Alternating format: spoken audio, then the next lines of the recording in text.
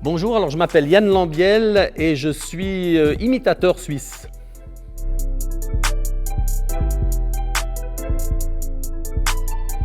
Donc je suis imitateur, je reproduis des voix, mais je reproduis également le physique des personnages sur scène, à la radio et à la télévision. Donc je peux vous faire des personnalités comme par exemple Mr Bean. Vous voyez, Mr Bean, c'est très physique, c'est pas dans le vocal, c'est...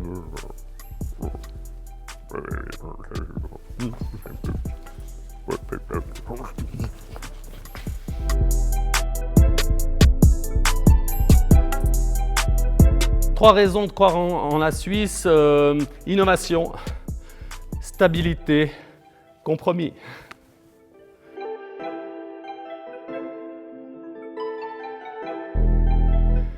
Alors, croire en la Suisse, je pense déjà c'est d'avoir confiance dans nos institutions. Ça n'est pas facile d'ailleurs par les temps qui courent de faire confiance, étant donné qu'il y a beaucoup d'incohérences des fois dans les décisions, mais en même temps, mon travail c'est de me moquer finalement de la politique. Je dois faire ça, je fais des chroniques à la radio tous les matins, donc je critique le pouvoir, je critique les politiciens, je critique les décisions évidemment, mais en même temps au fond de moi j'ai quand même confiance. J'arrive pas à me dire qu'un mec comme Berset ou comme Parmelin se lève le matin en se disant « Tiens, et si je foutais en l'air toute l'économie de mon pays, tiens, et si je faisais du mal à mon peuple, quoi, en fait. » Donc je pense que c'est ça, c'est la confiance dans nos institutions. Moi, je crois beaucoup dans la démocratie directe. Je trouve que c'est un chouette principe que doivent nous envier les pays qui nous entourent. En même temps, je me suis toujours demandé pourquoi, par exemple, un pays comme la France n'installait pas la démocratie directe, parce qu'ils sont quasiment encore en monarchie.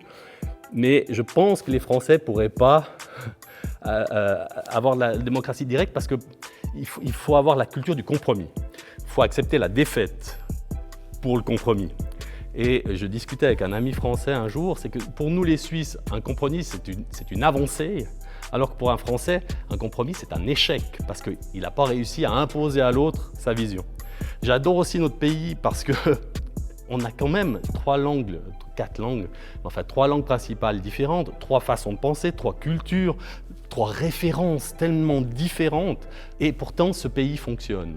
Donc il y a ce côté compromis, il y a ce côté acceptation de ce que pense l'autre, et ça je trouve assez génial. Je ne sais pas comment ça fonctionne, je pense que personne ne comprend, mais ça fonctionne, ça c'est génial.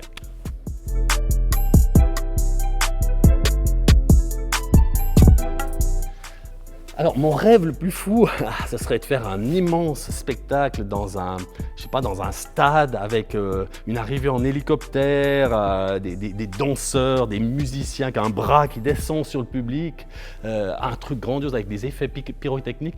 Mais pour ça, il faudrait que, par exemple, qu'il y ait une banque privée qui finance tout ça. Puis, je connais pas de banque privée qui pourrait financer tout ça.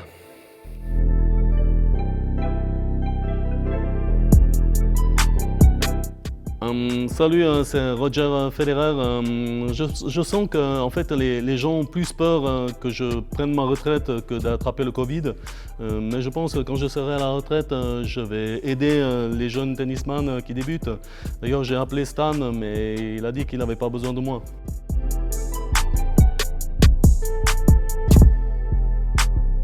Disons que bon, tu comprends, le problème qu'il y a, c'est qu'on n'est même pas sûr de jouer. Tu sais, moi, tous les matins, quand je me réveille, je fais une petite prière, je fais notre foot qui est notre jeu, que tes stades soient repeuplés, que ton public revienne, que tes matchs soient rejoués à la télévision comme sur le terrain. Donne-nous aujourd'hui nos recettes quotidiennes.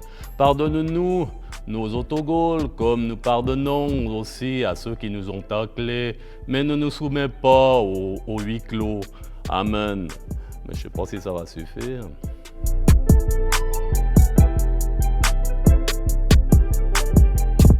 Chères concitoyennes, chers concitoyens, en tant que président de la Suisse, de la Confédération de l'Helvétie, je sais que le Conseil fédéral vous demande énormément d'efforts, mais sachez qu'en tant qu'ancien vigneron, j'espère que tous ces efforts ne seront pas vains.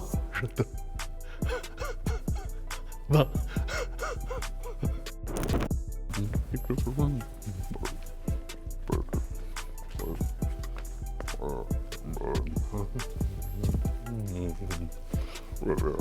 Mm.